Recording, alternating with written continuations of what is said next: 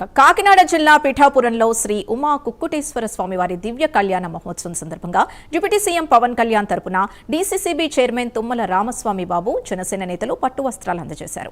మహాశివరాత్రి పర్వదినాన్ని పురస్కరించుకుని అంకురార్పణ చేసి స్వామివారికి అందజేశారు. స్వామివారి ఆలయంలో వారం రోజుల పాటు ఉత్సవాలు జరగనున్నాయని, దానికి భక్తులంతా సహకరించాలని కోరారు. అదేవిధంగా ఇచ్చిన సమయంలో మాత్రమే వీఐపీలో దర్శనానికి రావాల్సి ఉంటుందన్నారు. తద్వారా సామాన్య భక్తులకు ఎక్కడా ఇబ్బంది లేకుండా అందరికీ దర్శన భాగ్యం కలుగుతుంది అన్నారు. ఇదే అంశానికి సంబంధించి పూర్తి డీటెయిల్స్ మా కరెస్పాండెంట్ కామేశ్వరరావు అందిస్తారు. కామేశ్వరరావు, చెప్పండి. సింధు మహాశివరాత్రి పురస్కరించుకుని కాకినాడ జిల్లా పిఠాపురం నియోజకవర్గం ఉమా కుక్కుటేశ్వర స్వామి ఆలయంలో మహాశివరాత్రి ఉత్సవాలు ప్రారంభమయ్యాయి. ఈ నెల 13 నుంచి 18 వరకు 6 రోజుల పాటు మహాశివరాత్రి ఉత్సవాలు ఘనంగా నిర్వహించనున్నారు. ఈ నేపథ్యంలో ప్రభుత్వం తరపు నుంచి రాష్ట్ర అధికార ప్రతినిధి మాజీ ఎమ్మెల్యే ఎస్వీఎస్ వర్మ ఉన్నారు. ఏర్పాట్లు దగ్గర నుండి పర్యవేక్షిస్తున్నారు. సార్ చెప్పండి, మీ ప్రభుత్వం నుంచి ఎటువంటి ఏర్పాట్లు చేశారు? ప్రభుత్వం నుంచి ముఖ్యమంత్రి గారు కానీ ఉప ముఖ్యమంత్రి గారు కానీ తగినన్ని నిధులు ఇచ్చి లక్షల మంది వచ్చి భక్తులందరూ కూడా మంచి సౌకర్యాలతో దర్శనాలు చేయించాలన్న సదుద్దేశంతో కార్యక్రమాలు జరుగుతున్నాయి. అదేవిధంగా ఆలయ కార్యనిర్వహణాధికారి మరి అదేవిధంగా ఇక్కడ కూటమికి సంబంధించిన కార్యకర్తలు, నగరంలో ఉన్న సేవకులు అందరూ కూడా ప్రతి భక్తుడికి త్వరితగతిన దర్శనం చేయించాలన్న ఒక సదుద్దేశంతో పనిచేస్తూ ఉన్నారు. ఇదివరకు 14-19లో ఇక్కడ దర్శనాలు చాలా ఇబ్బందికర పరిస్థితులు ఉండి టైం పడుతుంటే అప్పుడు ఒక సిస్టమ్ పెట్టాం. స్టెప్ వైజ్ సిస్టమ్ పెట్టి ఒకేసారి 4 లైన్లు స్వామివారిని కుట్టేశ్వర స్వామివారిని దర్శించిన విధంగా పెట్టాం. దానివల్ల ఏంటంటే ఏ భక్తులు వచ్చినా సరే ఒక 30 నిమిషాల్లో దర్శనం చేసుకుని బ్రహ్మాండంగా బయటకు వెళ్ళే విధంగా పకడ్బందీగా ఎక్కడికక్కడ రైలింగ్స్ పెట్టడం జరిగింది. కోనేరులో ఏదైతే స్నానాలు చేస్తారో ఆ స్నానాలు చేసే దగ్గర కూడా రైలింగ్స్ పెట్టి ప్రొటెక్షన్ పెట్టారు. ఎవరు కూడా అందులో మునిగిపోకుండా చేయకుండా ఎప్పటికప్పుడు మరి ఆ వాటర్ కెమికల్స్ కలిపి ఎవరికి కూడా అంటువ్యాధులు రాకుండా చూడడానికి, అదేవిధంగా బయట టాయిలెట్స్ 500 మందితో పోలీసు బందోబస్తు ఇవన్నీ కూడా పెట్టింది.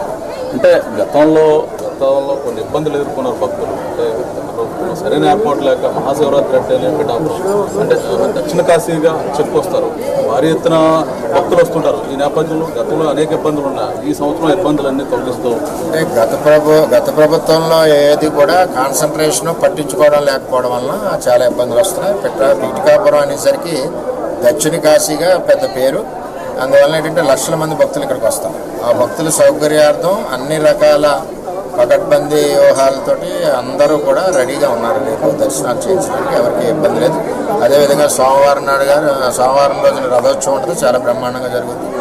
మంగళవారం నాడు తెప్పోత్సవం, శ్రీ పుష్పయాగం ఇవన్నీ కూడా మరి ఈవో ఆధ్వర్యంలో బ్రహ్మాండంగా కార్యక్రమాలు జరుగుతాయి.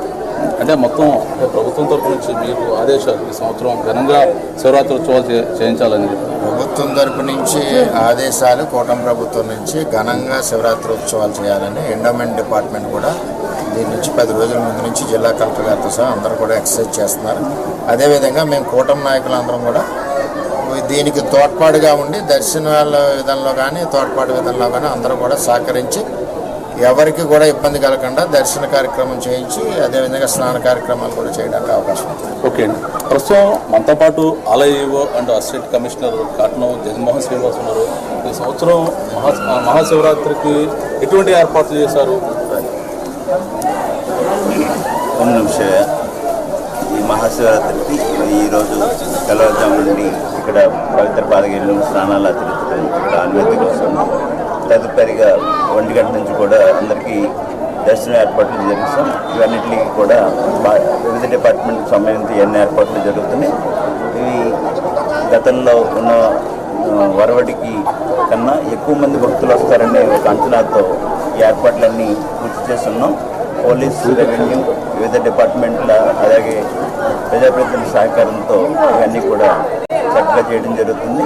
ప్రోటోకాల్ దర్శనాలకు సంబంధించి ఒక గవర్నమెంట్ ఉత్తర్వుల ప్రకారం స్లాట్ ఒకటి ఇవ్వడం జరిగింది. మధ్యాహ్నం 1 గంట నుంచి 3 గంటల వరకే ప్రోటోకాల్ దర్శనాలకి ఆ స్లాట్ ప్రకటించారు. అదేవిధంగా ఈ మధ్య కాశీబుగ్గ వెంకటేశ్వర స్వామి ఇటువంటి ఇన్సిడెంట్లు చేస్తున్న తర్వాత స్టాండింగ్ ఆపరేషన్ ప్రొసీజర్స్ ఎక్కువ మంది వచ్చే చోట గవర్నమెంట్ ఆఫ్ ఏపీ తీసుకున్న తర్వాత దాని ప్రకారం అంతరాల దర్శనం కానీ ఎక్కువ మంది దర్శనం వచ్చేటప్పుడు ఎక్కడ స్టాగ్నేషన్ లేకుండా కంటిన్యూ ఫ్లో ఆఫ్ దర్శనం అనే విధంగా ఏర్పాటు చేయమని ఇన్స్ట్రక్షన్స్ ఉన్నాయి. ప్రభుత్వ అధికారుల అలాగే ప్రజాప్రతినిధుల సహకారంతో అన్నీ కూడా సాధ్యమైనంత వరకు భక్తులు సౌకర్యంగా సురక్షిత దర్శనానికి ఏర్పాటు చేశాం. అంటే ఎంతమంది భక్తులు వస్తారని అంచనా, దానికి ఎంత ఏర్పాట్లు చేశారు? ఇక్కడ ఈ పవిత్ర పుష్కరులకు ప్రథమ ప్రాధాన్యత స్నానాలకు ఉంటుంది.